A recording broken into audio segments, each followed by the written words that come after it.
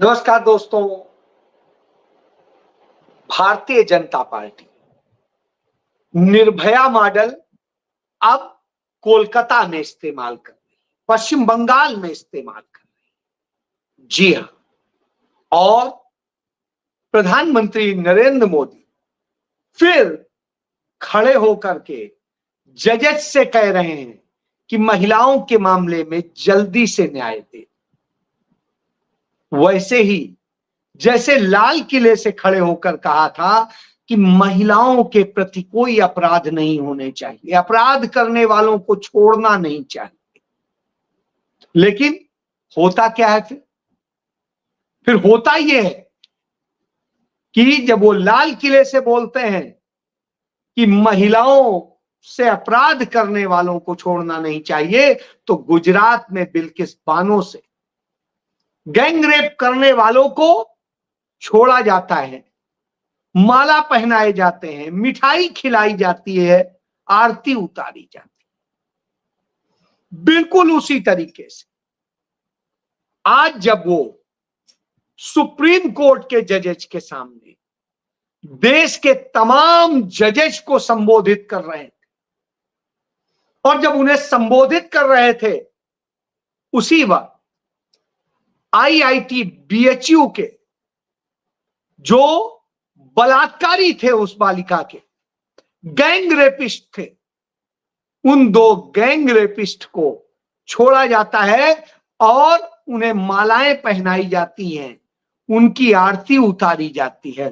हां, वही दोनों कुणाल पांडे और अभिषेक चौहान, इन दोनों के साथ ये होता है।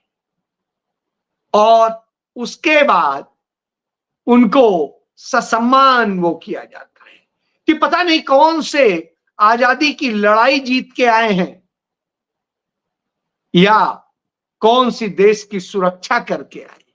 बेटियों की आबरू लूटने वालों को आरती उतारना, माले पहनाना और उनका सम्मान करना, ये भाजपा का नीति और नियत। वो भी भारतीय जनता पार्टी के कार्यकर्ता थे जिन्होंने बिल्किस बानो को शिकार बनाया था, उसके परिवार के लोगों की हत्या की थी। और ये भी भारतीय जनता पार्टी के नरेंद्र मोदी के टीम के मेंबर। जमानत क्यों मिल गई?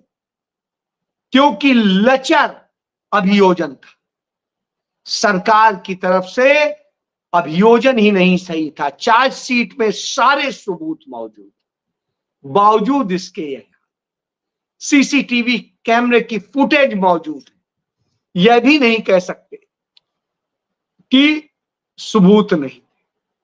सक्षम पटेल उनमें से एक, वो अभी जेल में, उसकी बेल पर 16 सितंबर को सुनवाई होगी। यह है भाजपा मॉडल। यह है भाजपा मॉडल कि राजकोट में डीबी पाटिल कॉलेज के जो एजुकेशन ट्रस्ट था, उस ट्रस्ट के मुखिया और उनके तमाम सारे ट्रस्टी 21 साल की एक लड़की को शिकार बनाते हैं और न जाने क्या क्या उसके साथ करते हैं। कैसे भाजपा उसे बचाने का काम करती है और सब कुछ करती है। यह स्थिति होती है। डीबी पाटिल मात्रो क्या करके इस तरीके से है सर जो वहां पर, और वो 21 साल की लड़की जिस तरह से शिकार होती है, छात्रा थी वहां, उसका यौन शोषण होता है, उसके साथ रेप होता है और बहुत कुछ होता है, बार बार होता है।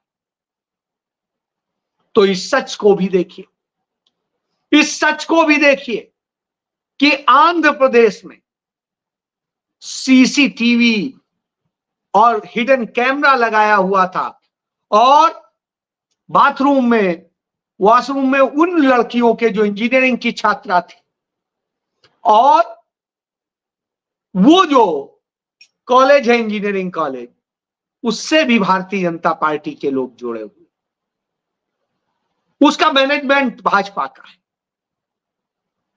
साहब 300 लड़कियों के उसने पोर्न फिल्म बनाई है इसी तरीके से। तो यह भी खेल होता है।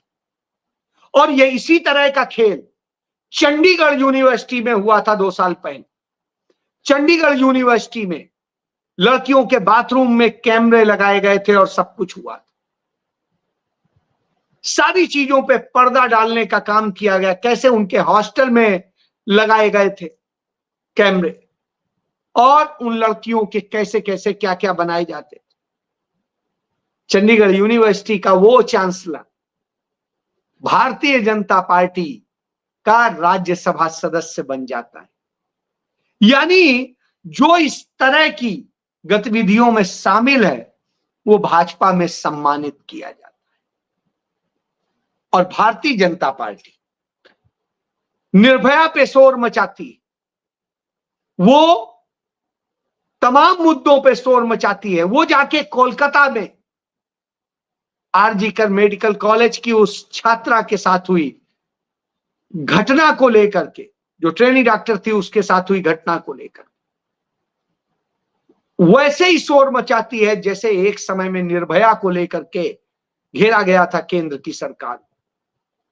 और जिस तरीके से उसे बताया गया था जैसे उस सरकार ने ही रेप किया, हालांकि उस सरकार ने न्याय भी दिया था, तुरंत आरोपी गिरफ्तार हुए थे, सब कुछ हुआ, लेकिन यहां पर भी आरोपी गिरफ्तार हो गए, सारी चीजें हैं, सीबीआई के पास जांच है जो केंद्र सरकार के, फिर भी भारतीय जनता पार्टी शोर मचा रही।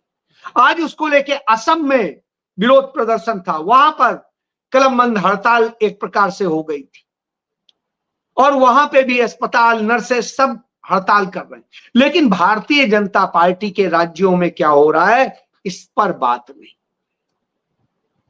तो आप इससे समझिए कि ये इसी तरीके से करके सरकारों को कैसे बदनाम करते हैं, उनको लांछित करके इस तरह से स्थितियों में लाते हैं। निश्चित रूप से सरकार का काम होता है एक बेहतर माहौल देना, इस तरह की घटनाएं ना हो। तो लेकिन क्या गुजरात की घटना को स्वीकार करना उचित होगा? क्या महाराष्ट्र में जो नर्स के साथ गैंग रेप हुआ या रेप हुआ उस पर स्वीकार होगा? क्या बदलापुर में बच्चियों के साथ जो रेप हुआ, बीजेपी के ही नेता का स्कूल था और उसमें जो घटना हुई, क्या वो स्वीकार्य होगी? क्या स्वीकार्य होगी जो घटनाएं और तमाम हो रही?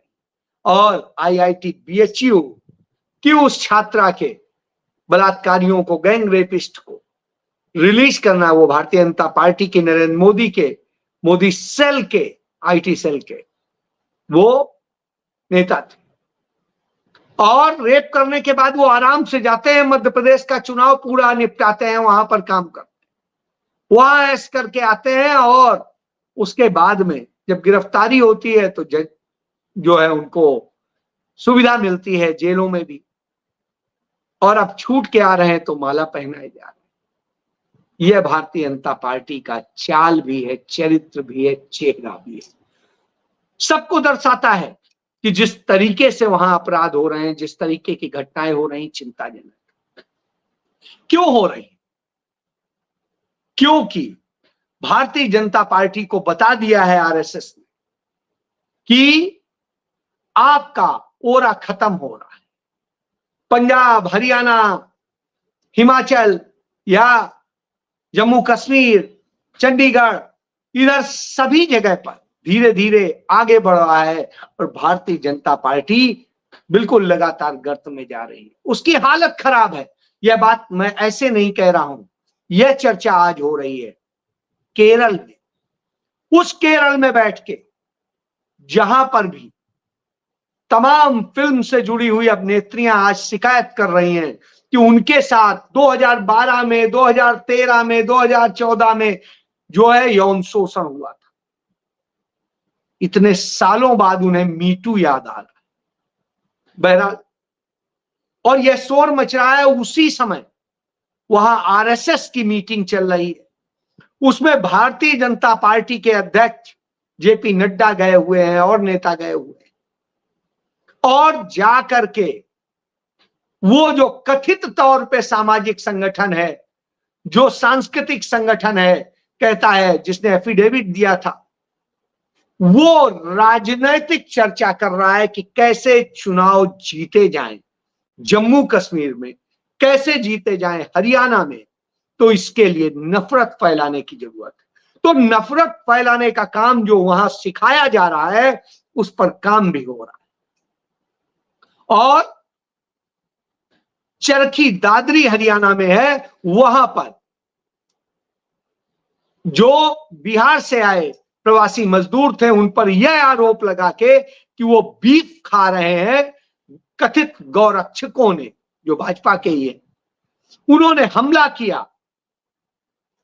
एक युवक की मौत हो गई, जबकि 2 बाकी घायल हैं, बुरी तरीके से घायल हैं, पता नहीं उनका भी क्या होगा। लेकिन यह किया जाता है। जब यह किया जाता है तो नफरत फैलती है। तो नफरत फैलाने का काम इस तरीके से किया जा रहा है, जबकि कोई बीफ नहीं खा रहा था, लेकिन इस तरह हमला करके मार डाला जाता है। तो यह किया जाता है। आज ही जब नरेंद्र मोदी वंदे भारत ट्रेन का उद्घाटन करते हैं मेरठ से लखनऊ के लिए, तो उसी ट्रेन में सवार एक लड़की कहती है कि किस तरीके से भारतीय जनता पार्टी के नेताओं कार्यकर्ताओं ने कब्जा कर लिया पूरी बोगी पर, और जब वो वहां से निकल रही थी तो किस तरीके से उसके साथ बदतमीजी की गई और क्या क्या किया गया, वो उसने खुद बताया।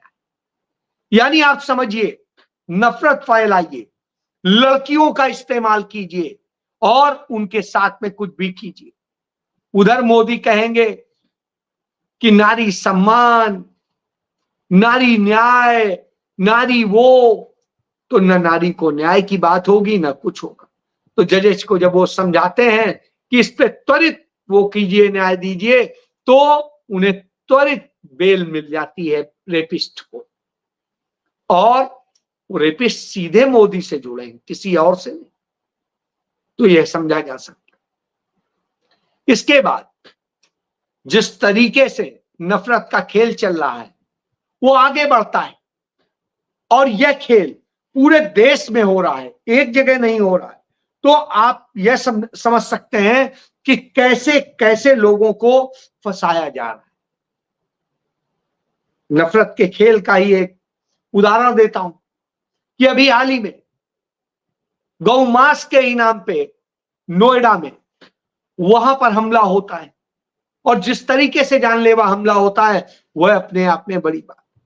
गाजियाबाद में होता है तो ठेकेदार बना के छोड़ दिए हैं कुछ लोग, और वो ठेकेदारी करते हैं इसकी, और उसमें हमला बोलते हैं। इस हमले के पीछे वजह होती है नफरत फैलाना, यह समझाना कि गौ हत्या कर रहे हैं, गौ मांस खा रहे हैं, और ये क्योंकि हमारे देश में गाय से एक जुड़ाव महसूस किया जाता है, हम गाय माता कहते हैं, या और बहुत कुछ। तो आप इससे समझिए कि इस तरह से ये किया जाता है। दूसरा, लड़कियों के साथ में हर तरह का अपराध हो रहा है। झांसी में 3 साल की बच्ची से रेप हुआ, अयोध्या में 4 साल की बच्ची से, बनारस में 4 साल की बच्ची से रेप हुआ। क्यों हो रहे हैं रेप, क्यों हो रही है घटनाएं? क्या हम अपने घर में अपनी बहन, बेटियों, मां, सबके साथ क्या यही करते हैं? वो तो हमें मां, बहन और सब नजर आती, तो फिर दूसरे की बच्ची, दूसरे का कोई भी, तो वो हमें क्यों नहीं नजर आती? वजह साफ कि हमने नैतिकता और मौलिकता खत्म कर दी। मानवता और नैतिकता जो सिखाई जाती थी, हमें पढ़ाया जाता था नैतिक शिक्षा, वो नैतिक शिक्षा खत्म कर दी गई। न्यू एजुकेशन पॉलिसी आपको लेके आती है, वो नफरत की तरफ लेके आती है। नफरत में तमाम कोर्सेज हटा दिए जाते हैं, तमाम चैप्टर हटा दिए जाते हैं, तमाम तथ्य हटा दिए जाते हैं। तो यह नरेंद्र मोदी की सरकार कर रही है। तो आपको जब नफरत पढ़ाई जाएगी, नफरत के किए जाएंगे, तो यही है। बीडी सावरकर ने लिखा था कि दूसरे धर्म की लड़कियों के साथ में व्यभिचार कीजिए और बहुत कुछ कीजिए, और उन्होंने जिस तरीके से कहा था वही ये पालन करते हैं, वही माफी वीर। अब मोदी भी माफी मांगने लगे उसी माफी वीर की तरह। तो वही बीडी सावरकर, वो खुद भी पकड़ा गया था इसी तरह के आरोप। और बीडी सावरकर लेकिन ये कहता है कि वो खुद गऊ मांस खाता था, तो उस बात पे नहीं बात करें। खुद भारतीय जनता पार्टी के गोवा में नेता कहे गोमांस पे प्रतिबंध नहीं लगेगा। उन्होंने तमाम जो नॉर्थ ईस्ट के स्टेट्स थे वहां पर कहा कि नहीं, प्रतिबंध नहीं लगेगा, यानी अपनी सुविधा अनुसार इस्तेमाल करेंगे, चाहे गौ माता की बात हो चाहे लड़कियों की बात। तो यह भारतीय जनता पार्टी का चाल चरित्र चेहरा है, वही चल रहा है। इन्हीं सारी नफरत की लड़ाई से ही तो राहुल गांधी लड़ते हैं, और राहुल गांधी जब इस नफरत की लड़ाई से लड़ते हैं तो उन्हें लांछित करने का काम किया जाता है। राहुल गांधी ने यही समझाया था कि आपको धर्म के नाम पे लड़ाएंगे या आपको जात के नाम पे लड़ाएंगे, ये आपको नफरत फैला के लड़ाएंगे, ये वास्तव में लुटेरे हैं। आप याद कीजिए, आजादी के आंदोलन के दौरान आरएसएस हिंदू महासभा हिंदुओं को का तुष्टीकरण करके और बांट रही थी और अंग्रेजों की एक प्रकार से मदद कर रही थी।